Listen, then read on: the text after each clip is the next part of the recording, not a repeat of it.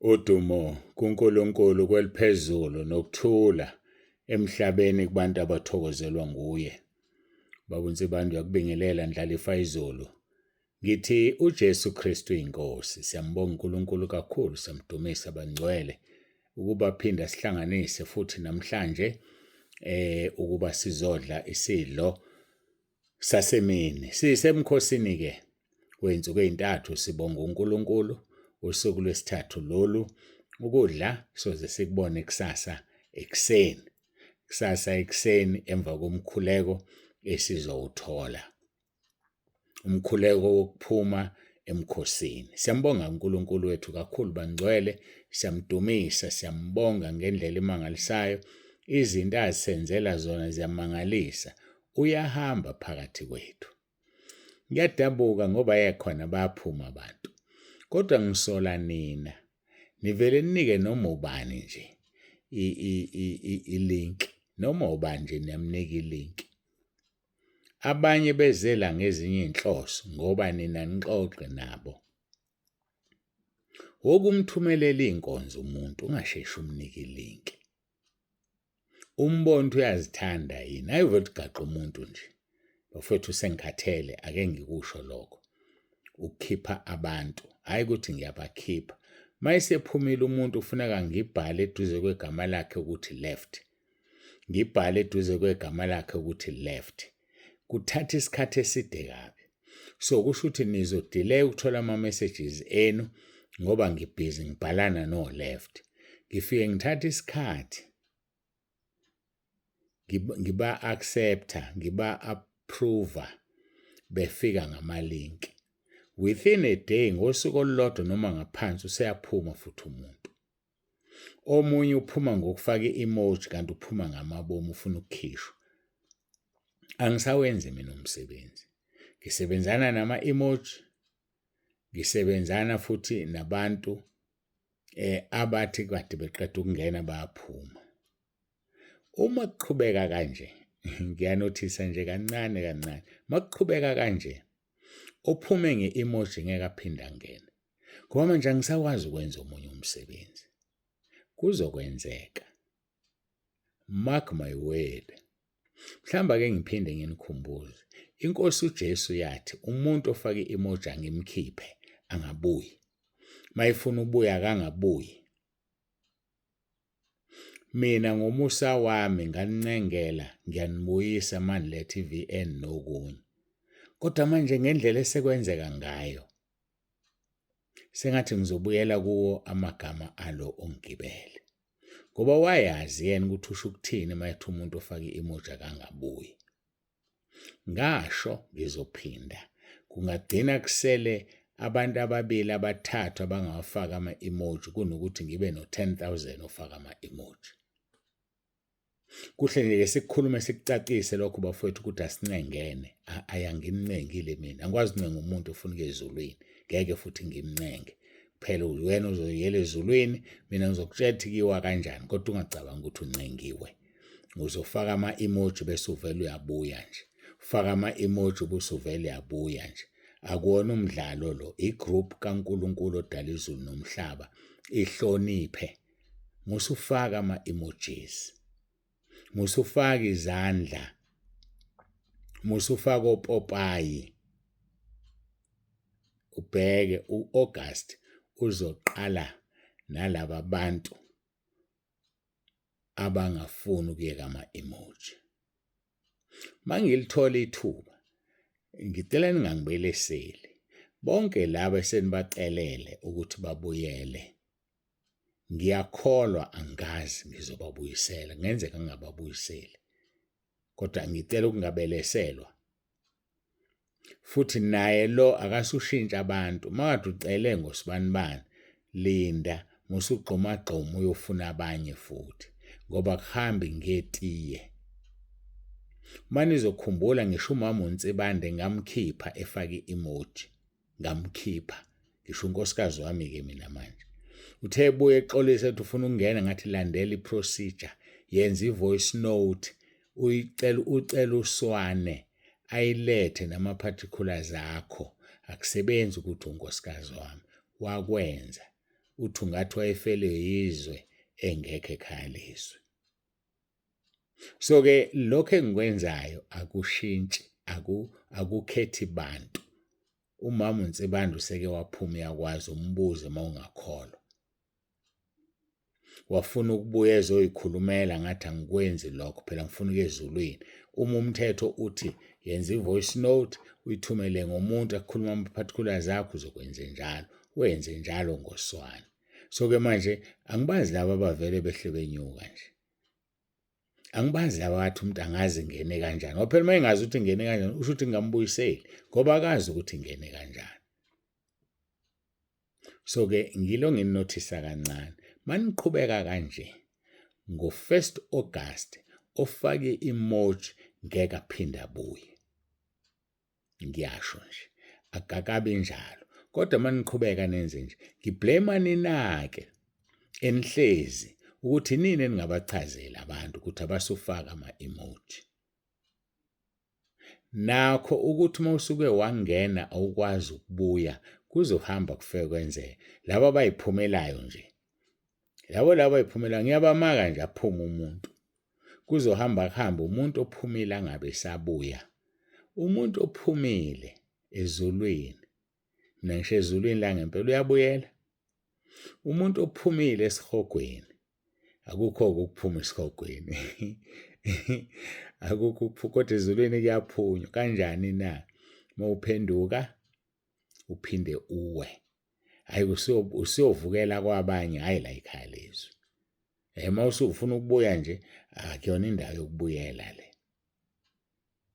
Kufanele sikwazi ke lokho. Mhlawumbe izohlonipheka le group. Athi umuntu mayingenile ake asende nje imessage yokubonga. Athi ngiyambonga uNkulunkulu ongivumelile ngikwazi ukungena. Kade ngangifisa ukungena kodwa kungangeneki. Izogcina igolide. Dlala ke ngalomusa wena ufaka ama-emoji uzozibona ufana nobani. Sengiqedile, sengiyenkonzweni. Asigoqe sithandaze. Kube nonke nibuka uYouTube enizomangala. Lento ukuthi sikhulume kanje ivele ihleke njengathi akwenzeke lutho. Awuyongibuka kuYouTube ngiyakucela. Ule phathi nje ubone ukuthi ngimhle kanjani. Ngiyahleka angithukuthele kodwa into engikhulumayo ngegama lenkosi ethu uJesu nangomusa kaNkulunkulu izokwenzeka. Sithandaze.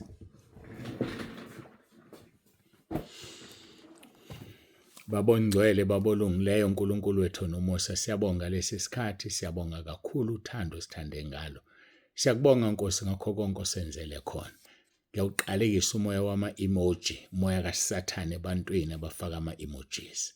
Ngithi ngegama lenkosi uJesu Kristu ophilayo.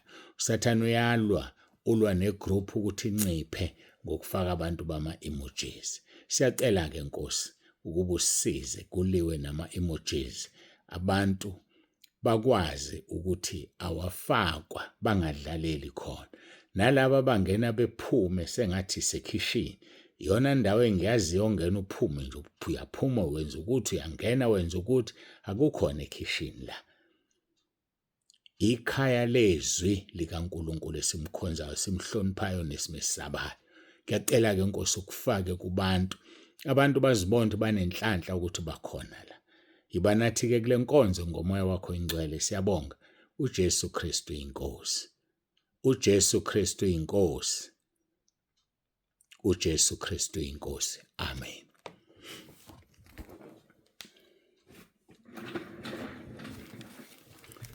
Siyambonga uNkulunkulu wethu kakhulu. Ziyasondela izinsuku kuba siye eBhamshela.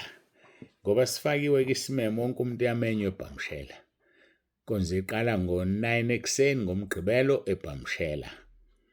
Nangesonto u9 ekuseni.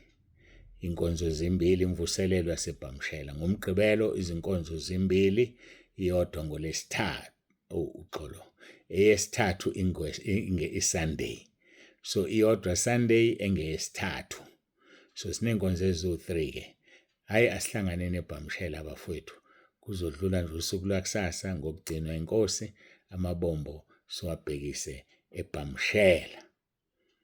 Entabeni yaseBhamshela. Entabeni kaIndlu kaJehova kuyabonelelwa yaseBhamshela. sebenendlu phela efana neyala, kuphela nje ukuthi zishayana ngobukhulu, kodwa banendlu efana neyala, bamshayela nasemafakadeni. Ngiyathandaza, ngiyamcela uNkulunkulu angisize ngikwazi ukuthi okungenani ngonyaka ozayo ungapheli unyaka kungakhiwanga neyodwa ibranch noma amabili, ngoba njengamanje sibhizi sesiqalile sibiya izindawo esazithengayo. Ziyabiwa-ke njengamanje. Make kwaqeda ukubiwa kufanele-ke siqhubeke, kodwa kuyadinga futhi sakhe ngoba ngibonile uma abantu bebangaka ngoJulayi belingana nabephasika, so-ke bazobe bengakanani ngephasika elizayo. Sengathi bakhula kakhulu abantu njengamanje ngaphezu kokupulana kwethu. Ngingasebenzisa leli thuba nginxenxe bafowethu, nginxenxe nje, uNkulunkulu uyanibusisa, uzokubusisa, asingenise nokweshumi ngoba iyona mali esakha ngayo, sakha ngokweshumi. La entabeni asiyifuni kabili imali yokweshumi sakha ngayo, akuyona yomuntu othize oyidlayo, sakha ngayo uzobusiswa, sakha izindlu zokukhonza, izindlu zokulala. So uma ufika nje ulala endlini yakho njengoba ungakhokhi nje ufike uyilalele, ulala ngokweshumi kwakho. Mhlambe buyengazi lo ndaba. Imali yokweshumi ngakho indlu yokukhonza, ngakho izindlu zokulala, ngakho ama-branch sofika nakweyakho. Ngamanye amagama siyalekelelana, isitokfela sikamoya lesi, ngoba sakha lendlu siphinde sakhele, sakhe izindlu zokulala, sakhe indlu enkulu. So njengamanje iy'ndawo ngizithengile, kufanele ngizibiye. Kusekhona nokho yedwa kusafanele ngimsuse, so kusekhona umsebenzi omkhulu wona ngibhekene nawo. Kodwa ngiyacela nikhuthazane bazalwane, bafundisi, khuthazana ibandla lakho.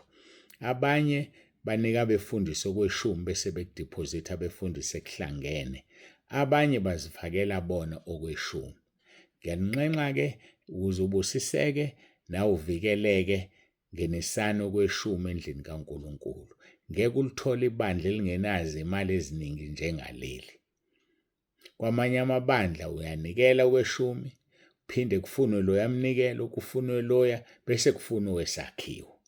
Lana siwufuna owesakhiwo, hhayi ngoba singawudingi, asiwuceli, sicela nje okweshumi. Owesakhiwo kusuka kumuntu nomuntu usuke nezezela kokweshumi esakha ngakho. So lowo muntu okhipha kabili, ekhipha okweshumi, ekhipha okokwakha, eyokwakha uyabusiswa ngendlela emangalisayo. Ukuthi nje abantu abanifakazeli-ke, ngeke futhi nami ngithi abafakaze ngoba ngathi fakazane ngaleliya langa kade ngikhuleka, heyi, imina lo ngasalali, ubufakazi buningi. Kodwa namanje angimvimbi umuntu ofisa ukufakaza, cha ngeke ngikuvimbe ngoba ivangeli liyahamba futhi umqhele wakho ukuthi uyafakaza. So-ke abantu bangenisa okweshumi la ekhaya, uNkulunkulu uyababusisa. Uyababusisa nje ngendlela ey'ningi. Mhlawumbe kuyadinga ukuthi-ke ngithi webantu enibusisekayo ey'ndaweni ezihlukeneyo, obona kunomehluko, wawukhipha okweshumi laphaya, usukukhipha la. Kwenzekani manje? Hhayi, ake ngiyifake le. Yini eyenzekayo manje uma usukhipha okweshumi ekhaya lezwi? Ekhaya lezwi phela nentabeni into eyodwa, ukuthi nje iminyango emibili ehlukene. Ekhaya lezwi kunama-branch, uxolo, kunamabandla amaningi ahlukene angekho phansi kwasentabeni. Kunabafundisi abangaphezu kwe-1,000, kunamabandla ahlukeneyo. Ngikhuluma ngekhaya lezwi. Entabeni igama lebandla lapho ubaba uNsibande ezalwa khona, lapho ubaba uNsibande emakhona njengoba engumfundisi, umfundisi ngoba kunentaba yendlu kaJehova kuyabonelelwa. So mawusekhaya lezwi, usegruphini ka-WhatsApp le enamabandla ahlukene angaphethwe ubaba uNsibande. Uphethwe la uphethwe khona, uphethwe ubaba uNsibande. Lo mehluko siyawudinga ukuthi siwazi, siwuqonde, siwu-understande. Hhayi-ke ngiyabonga mina kakhulu. So-ke mawusekhaya lezwi, usekhaya lezwi bese uba sebandleni lakho. Uma usungasathanda ukuba sebandleni lakho uyacela bese uba sentabeni. So uma usekhaya lezwi awukho entabeni kodwa usekhaya lezwi ngoba nabasentabeni baba sekhaya lezwi besentabeni.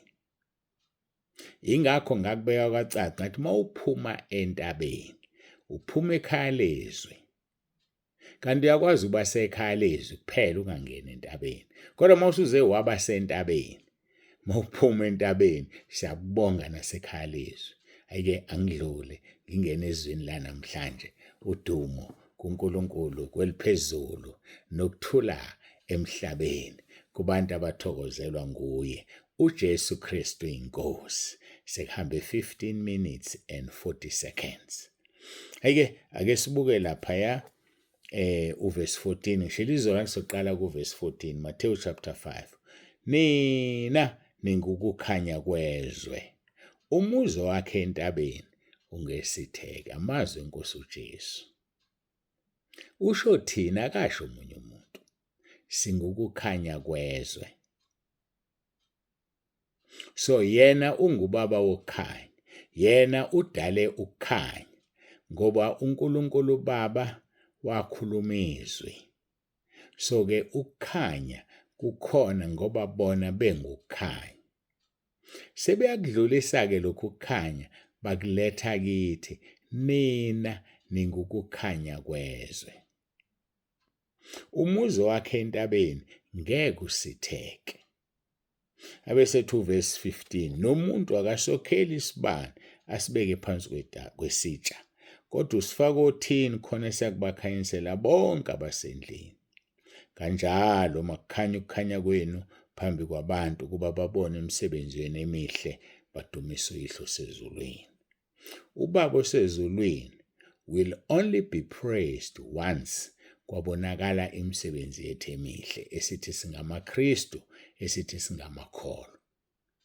Uma ungumKristu noma unguyikholwa imisebenzi emihle ingekho umenza umqambe imanga neqiniso alikho kuwe.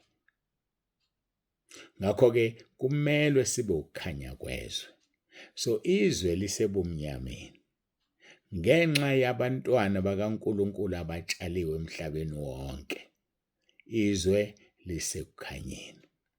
Ake ngibeke kanje. Uma uhamba ebusuku u-approacha idolobha elithize uyubona ke kube kuhle kanjani amalambe vele ehlangene amanye ayelo kuba lawa akhomba umgwaqo kube kuhle. Noma uma ungena eThekwini ungena ngapha eMhlanga wehla ubheka olwandle ubona nemikhumbi singikhuluma kumnyama ubona nemikhumbi lapha ikhanya olwandle ubona idolobha likhanya wehla noma wehla nge-N3 noma i-N3 ingacacisi kahle mawusungena eThekwini kodwa engizama ukusho ukuthi ukukhanya mawu-approach idolobha elithize elinama lights ukukhanya okwenzakalayo sizinkanyiso ke thina ezweni. So njengamanje uNkulunkulu mayehlisa amehlo akhe ebheka abazalwana abangcwele bayashayina bayakhazimula ukuthi uma ebheka kube ngathi ubuka idolobha lakhe kanti ubuka abantwana bakhe bekhanya ezweni. Singukukhanya kwezwe. Umuzi wakhe entabeni ngeke usitheke. Uyakhanya yini wena? Ukukhanya yini emsebenzini? Mhlawumbe bakwazi nanokuthi ungumntwana kaNkulunkulu. Babona wenza izinto ozenzayo. Kuphunywa ama-trip khona. Uya make up nawe kanye nabo. Sola uNkulunkulu twakudalelani wanje. Incazelo egama ukuthi make up, you make yourself up. Uyazihlobisa uzenza muhle ngoba wakudala akakwenzanga muhle. Lweza usuku oluvutha njengeziwe uyokhokha ukhokhela ukusola uNkulunkulu. Ayi uzokhokha. Futhi uthi ngiyibeke nje ngoba uNkulunkulu uthi angikusho khona bezophuma. Ilabantu bama-emoji labo. Thole ama status abo kuvela i-emoji ufake i-emoji. Thole ku WhatsApp lapha ku description wafaka ama-emoji. Omunye azakube nesibindi sokubhala uNkulunkulu afake i-emoji. uNkulunkulu uthanda afake inhliziyo ebomvu. Usazoshaywa wena ushayela ukumatanisa uNkulunkulu ne-emoji. Ngiyakwazisa nje. Angibuyeke ngize kule nto ebengiyisho. Uthola ukuthi abantu basola uNkulunkulu uthi wangidalelani nganje, wangenzelani nganje. Asibheke abaseRoma chapter 9 verse 20 khona uzoyithola lento. Baqhuma iy'nwele, nifuna iy'nwele zamaNdiya, nifuna iy'nwele zabelungu. Why? Umsolelani uNkulunkulu? Umsolelani uNkulunkulu? Ufaka izinyo legolide noma lesiliva. Umsolelani uNkulunkulu uthi wakupha amazinyo afana nalawa onawo? Fakelani igolide, ufakelani isiliva? Uzongena kuliphi izulu? Mina ngiyakubuza. Ususa amashiya, uyawasusa. Uyawadweba ngoba wabona eme kabi, udweba wafisa uwena. Madoda.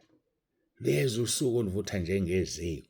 Bonke abaziqhenyayo nabenza okubi luzobashisa, lungabashiyeli impande nagatsha. Funda uMalaki chapter 4 verse 1. Ufaka iy'nkophe. Uyamsola uNkulunkulu wakunikela ney'nkophe emfushane, uzogaxa iy'nkophe nje wena emehlweni akho. Uzoguga kabi ngoba uzovaleka thaqa, sikuhole ngesandla kanti avalwa lezi iy'nkophe wayifakayo. Faka iy'nzipho. Angifuni ukukhuluma ngalabo abasebenza umsebenzi wenzipho besekhalizo. Okuwumsebenzi wabo bayaphila nje bahola, bondla iy'ngane zabo ngemali engcolile. Ukukhanya kweze kanjani uma ulibulala izwe? Uyalibulala izwe uma wenze nje. Uxhuma iy'nzipho, zinde ezilaphaya, awusakwazi nokugeza amabhodwe, awusakwazi nokuwasha.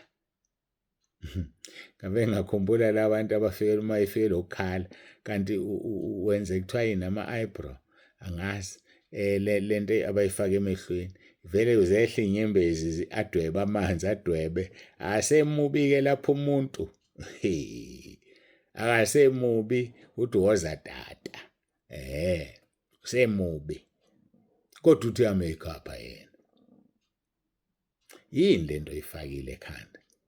Mqhina omuni Snoopy. Yini Snoopy? Yazi bakithi nisazosha esihogweni. Balekela ulaka likaNkulunkulu. Lubalekela ulaka likaNkulunkulu. Ngiyakutshela mina. Kodwa engikuthanda ukuthi emva kwale nkonzo ave bezophuma abantu bahamba nenxeba. Phuma uhambe. Of course you don't belong ekhalizo. Ekhalizo sifuna ubungcwele. Sifuna umuntu ongcwele. Ohamba ngobungcwele phambi kaNkulunkulu. Ohamba engenasici ukuze angene ezulwini. Awasiza amanambazi amakhulu abantu bebhukuda ezonweni. So angifuni ukugodla inkemba yami egazini. Uyamake-up wena, faka udaka. Uyahamba ugqoka uvula isifuba, uvula amabele, cleavage. Ufuna abantu besilisa balale nawe kwelikamoya bakungcolise ngoba usuke ungazi ungaboni kodwa usuke usungcolile. Lokho engifuna ukukutshela khona. Usungcolile. Angithi mawuhlangane kahle naye ngokwenyama usukuma lapho uphuma uhambe uyogeza. Kwelikamoya ugeza nini ke? Yazibona ukuthi ungcolile wena. Uzobona ngosuku lokugcina usunuka phu. Unuka phu, unuka lento le ngoba uyalala nje nabo awugezi kwelikamoya. Uyalala nje awugezi. Usunuka phu, usunamahloni kukhonjiswa ujenge labantu besilisa. Nawe umuntu wesilisa mawuqeda ukwenza umsebenzi uyageza uyaklina. Njoba ulithi izwi lenkosi ubuwesifazana amkhana ukuphingile naye bangakanani abantu. Uyanuka kwelikamoya. Unuka phu. Ngizokutshela nje mina ngoba uthi uNkulunkulu angikutshele namhlanje ayikusasa. Angifuni ukugodla inkemba yami egazini. Ningukukhanya kwezwe. Ukhanya kanjani? Ukhanya kanjani wenza izinto ezithize ebusuku phansi kwengubo? Ukhanya kanjani uzilala umdala kangaka?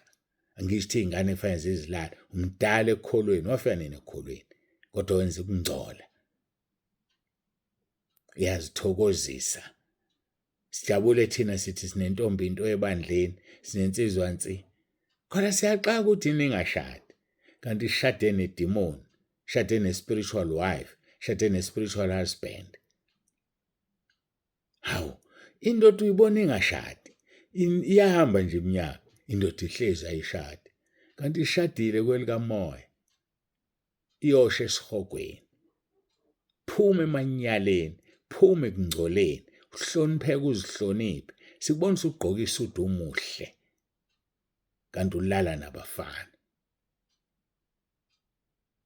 umama omuhle ohloniphekile kanti unoBen 10 umfana omuhle ohloniphekile kanti unoshuga mama oshuga daddy amablesser uyoyeka nini kuba iblesser wena ngane zakho awuzondlanga futhi ingane zakho ububhizi nabantu besifazane kodwa ushadile ingane zomshado zasafarish ngenxa yakho suke waxolisa nje ingane zakho zikhulile manje namahloni ziqoqa uxolise kuzonda awuzondlanga mama wazo wawevuka ukhona wena kodwa ubuthi uyindoda subashayela umthetho manje sufuna kulotsholwe kuwe manje kodwa akwazi ukukhipha ngisho isenti lengane ifunde ikhula ufuna kulotsholwe kuwe uyamangalisa ngoba uselfish selfish luyeza usuku mina ngiyakusiza ngikhuluma kanjena nje ngophula wena olakeni likaNkuluNkulu ngoba luyeza ulaka leza lolo lusuku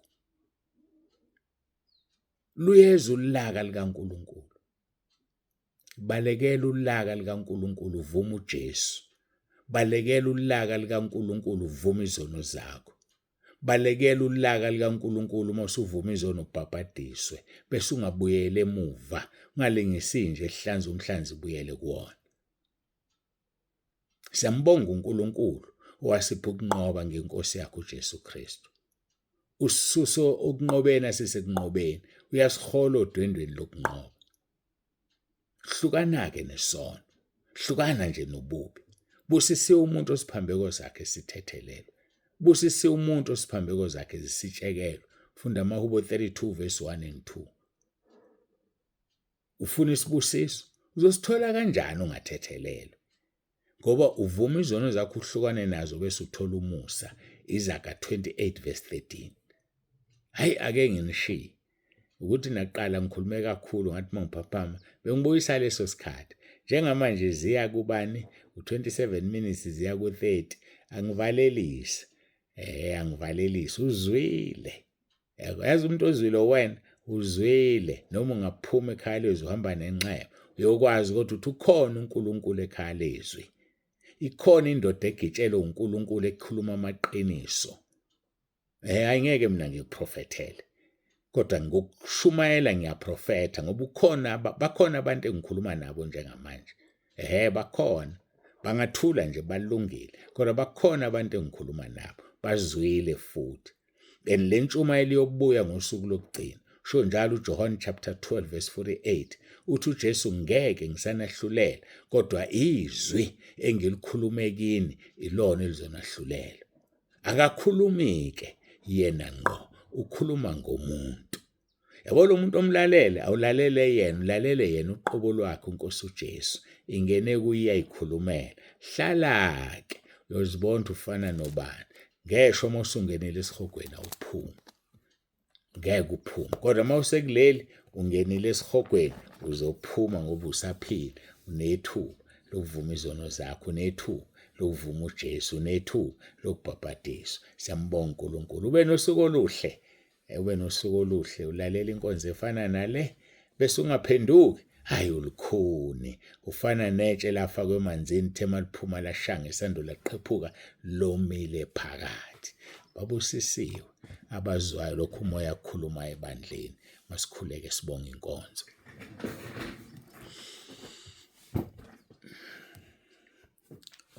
babongcwele babolungileyo uNkulunkulu nomusa siyabonga inkonzo siyabonga kakhulu uNkulunkulu wethu siyakudumisa usukhulumile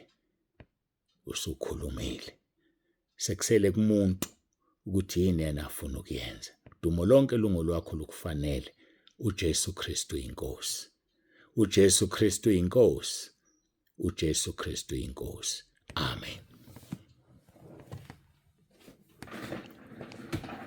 siyambonga kakhulu ke uNkulunkulu siyamdumisa babunze bande uthi ube nosuku oluhle uJesu Kristu inkosi.